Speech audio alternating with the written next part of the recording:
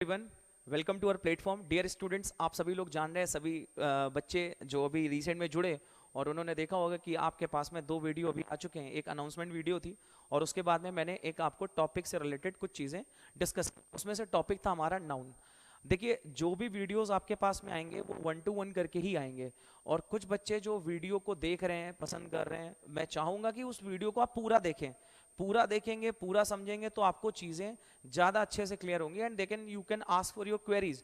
अगर आप आधा देख करके सिर्फ रिस्पॉन्स करेंगे तो चीज़ें अच्छी नहीं लगेंगी या हो सकता है आपके काम की ना हो। तो ज़रूरी है कि आप वीडियो को पूरा देखिए, अंत तक देखिए, ताकि आपको चीज़ें समझ में आए। जो ये सीरीज चल रही है वीडियोस की, मैं आपको 9 टॉपिक्स के बारे में एक्सप्लेनेशन दे रहा हूं, सिर्फ उसके टाइप्स के बारे में। यानी हम लोग 8 parts of speech including interjection अगर कर लें और इंक्लूडिंग आप आर्टिकल कर लें, तो आपको जो भी टॉपिक मैं डिस्कस करूंगा यहां पर, अभी हम लोग सिर्फ ओवरव्यूज पढ़ रहे हैं, यानी डेफिनेशन और डेफिनेशन के बाद उसके टाइप्स, उससे रिलेटेड कंटेंट ही आपके पास में आ रहा है। क्योंकि आपके पास टाइम लिमिट भी कम है, तो टाइम लिमिट के अंदर ही हम लोग सारी चीजें समझें।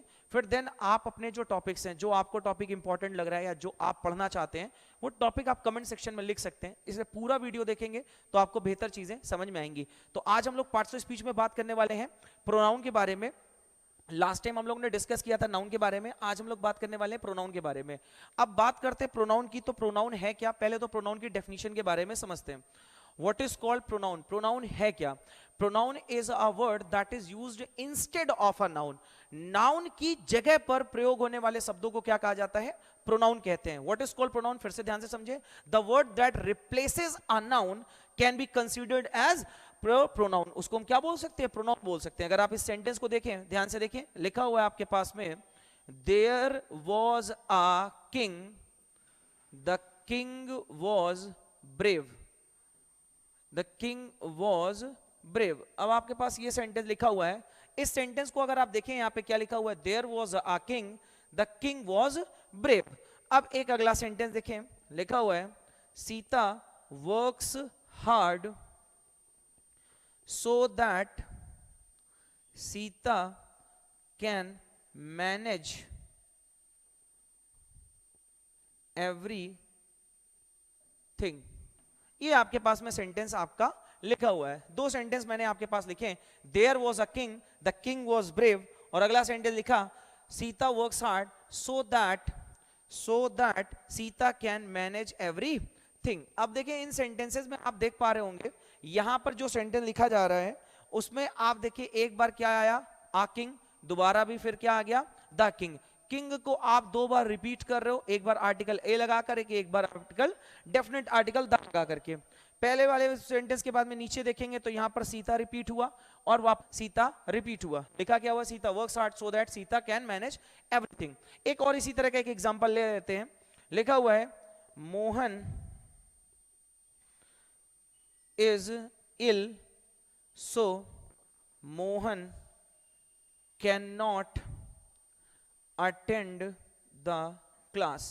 मोहन जो है वो बीमार है, इसलिए मोहन जो है क्लास अटेंड नहीं कर सकता। अब इस सेंटेंस में आप देखें, सारे सेंटेंसेस में मैंने हर बार नाउन को रिपीट किया है। जैसे यहां पर मोहन आया, फिर वापस से मोहन आ गया, यहां पे एक बार सीता आया और एक बार वापस से सीता यहां पे आ गया। अगर आप देखें, there was a king, the king was brave, नीचे लिखा Sita works hard so that Sita can manage everything. In these sentences we are getting that कि जो नाउन है वो एक बार में रिपीट हो रही है। अगर उसी को हम रिप्लेस करना चाहें, जैसे किंग को रिप्लेस कर सकते हैं, इस द किंग की जगह पर लिख सकते हैं ही। नीचे जहां पे सीता आ रहा है वहां पर हमने सीता को हटाया, यहां पे हम लिख सकते हैं क्या? शी लिख सकते हैं। नीचे देखिए Mohan is ill so Mohan can not attend the class. अब आप देखेंगे यहां पर आ रहा है वर्ड मोहन और यहां पे वापस से मोहन आ रहा है, यहां पे रिप्लेस करके क्या लिख सकते हैं? ही लिख सकते हैं। So now you can consider that, आप सब समझ सकते हैं कि जो नाउन है उसी को बार बार रिपीट करने से रोकने के लिए क्या यूज करते हैं? प्रोनाउन। इसीलिए उस डेफिनेशन को वापस से फिर से समझेंगे। What is called pronoun? Pronoun is a word that is used instead of a noun. Noun की जगह पर प्रयोग होने वाले शब्दों को क्या कहा जाता है? प्रोनाउन कहते हैं। यानी जहां पर आप नाउन लगा रहे हैं उसी को रिप्लेस करके वहां पर जो चीज आएगी उसका नाम क्या है? प्रोनाउन है। क्लियर है? अब प्रोनाउन को हम क्या कर रहे हैं? रिप्लेस कर रहे हैं एक चीज से दूसरी चीज से, इसीलिए इनको सब्स्टिट्यूटिंग वर्ड्स भी कहा जाता है बेटा। इसको कहा जाता है सब्स्टिट्यूटिंग वर्ड्स, यानी ऐसे शब्द जो किसी वर्ड को रिप्लेस करके लगते हैं। तो किसको रिप्लेस करके लगते हैं? नाम ही है प्रोनाउन, तो नाउन को रिप्लेस करके जो लगेंगे उन्हें कहा जाएगा सब्स्टिट्यूटिंग वर्ड्स। प्रोनाउन आपका एक काफी क्रूशियल टॉपिक है, सब्जेक्ट वर्ब एग्रीमेंट और उससे रिलेटेड कई सारे टॉपिक्स में इसी सारी चीजों का प्रयोग करने वाले हैं। तो हम आगे के पॉइंट में समझेंगे इसके टाइप्स के बारे में, कि इसके जो टाइप्स हैं वो किस तरह से यूज होते हैं और किस तरह से इसमें सेंटेंसेस बनते हैं। ओके, नाउन के हम लोगों ने डेफिनेशन कर ली थी, नाउन के टाइप्स कर लिए थे। अब हम लोग आज कर रहे हैं टॉपिक आपका प्रोनाउन। मैंने अभी इससे पहले आपके साथ डिस्कस किया प्रोनाउन की डेफिनेशन को, प्रोनाउन की यूसेज को। अब हम लोग डिस्कस करने वाले हैं प्रोनाउन के टाइप्स के बारे में, कि प्रोनाउन के जो टाइप्स हैं वो कितने टाइप्स की प्रोनाउन आपको पढ़ने को मिलती है। अगर हम लोग बात करें इंग्लिश लैंग्वेज में तो कुछ बुक्स में डिफरेंट डिफरेंट काइंड ऑफ चीजें दी गई हैं, बट जितनी काम की चीजें आप उसको समझ लीजिए कि किस तरीके से प्रोनाउन को हम डिवाइड करते हैं। थोड़ा लिखने में ऊपर नीचे हो सकता है, आप बस समझने की कोशिश करें, आपको चीजें क्लियर सीक्वेंस में समझ में आएंगी। जैसे सबसे पहले आपके पास में लिखा हुआ है पर्सनल प्रोनाउन। पहले प्रोनाउन का नाम लिखा हुआ है personal pronoun, that is used to denote a person. Person को डिनोट करने के लिए यूज होती है, उसका नाम है पर्सनल प्रोनाउन। दूसरे नंबर पे आपके पास लिखी हुई है डिमॉन्स्ट्रेटिव प्रोनाउन।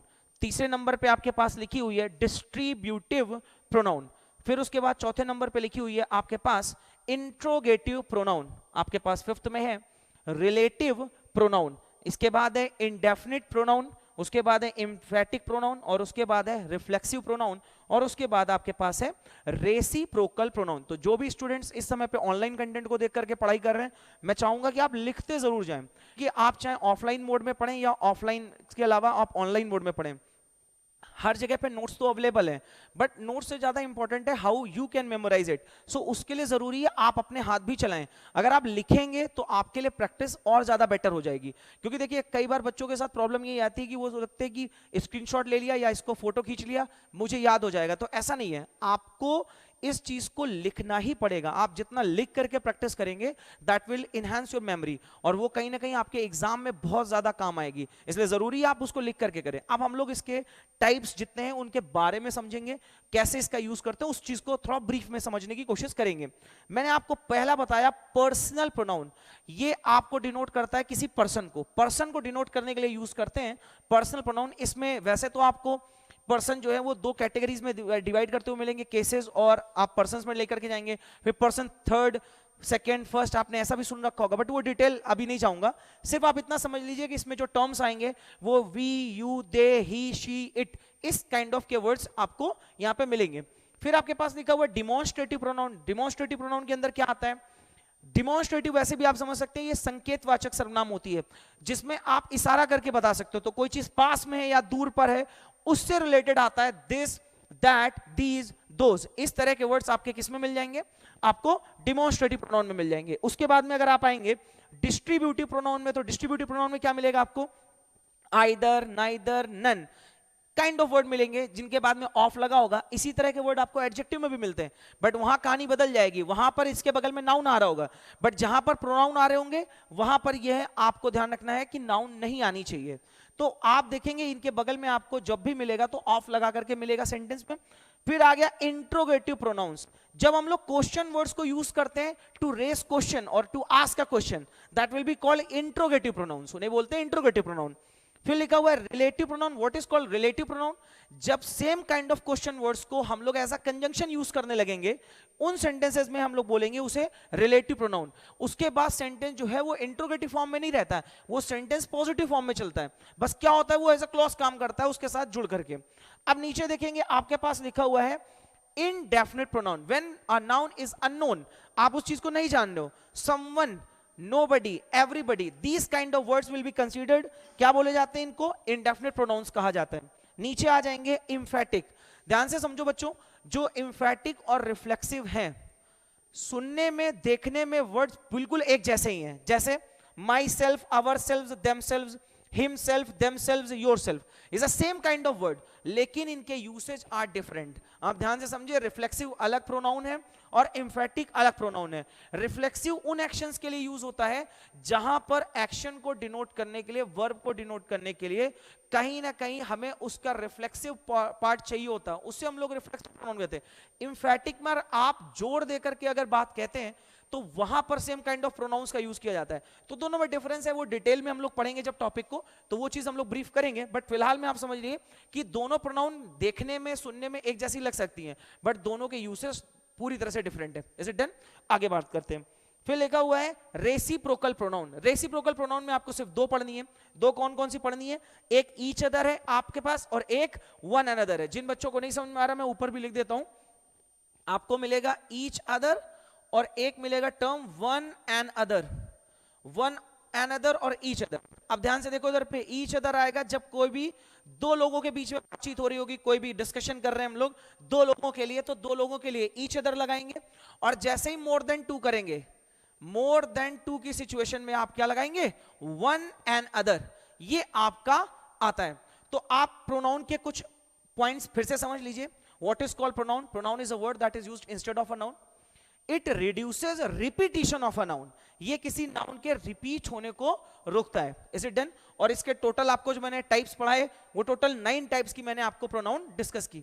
अब इंपॉर्टेंट ये है कि आप अगर इस वीडियो को अंत तक देख रहे हैं, पूरा देख रहे हैं, तो आप इसे जरूर नोट करें। और एक इंपॉर्टेंट बात, जितने भी स्टूडेंट डिफरेंट एग्जाम्स की प्रिपरेशन कर रहे हो और मेरे साथ जुड़े हुए हैं, और नाउ अडेज I am teaching in different academies और कई सारे अलग अलग संस्थानों में मैं पढ़ा भी रहा हूं, तो मैं उम्मीद करता हूं कि जो भी बच्चे जिस कोर्स के लिए इनरोल्ड हैं, जहां पर भी आपके कंटेंट को मैं उसी तरीके से फर्केशन करके चलूंगा।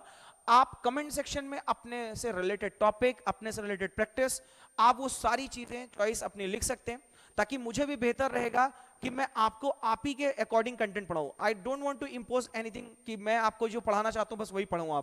आपका भी अगर कोई पॉइंट है जहां पर आपको लगता है कि ये वैलिड चीजें हैं जो मुझे सीखनी है, तो वो आप बोल सकते हो। उसके अलावा मेरा जो पॉइंट ऑफ व्यू है वो है एग्जाम के हिसाब से। आपके एग्जाम में कौन कौन सी चीजें इंपॉर्टेंट हैं, किस किस तरह के टॉपिक्स आपके लिए बहुत क्रूशियल हैं, वो सारे टॉपिक्स हम लोग डिटेल में जानेंगे। अभी रेगुलर वीडियोस आ रहे हैं, तो एक बहुत इंपॉर्टेंट बात है कि जो भी बच्चे इस वीडियो को देख रहे हैं या जहां पर भी जिस प्लेटफॉर्म पे भी आप इस वीडियो को देख रहे हैं, कोशिश करें इसे अपने कुछ साथियों के साथ शेयर करने के लिए। इसे लाइक करें। जितना आप इसे बढ़ाएंगे उतना ज्यादा मुझे मोटिवेशन मिलेगा और बेटर करने का। Okay, thank you.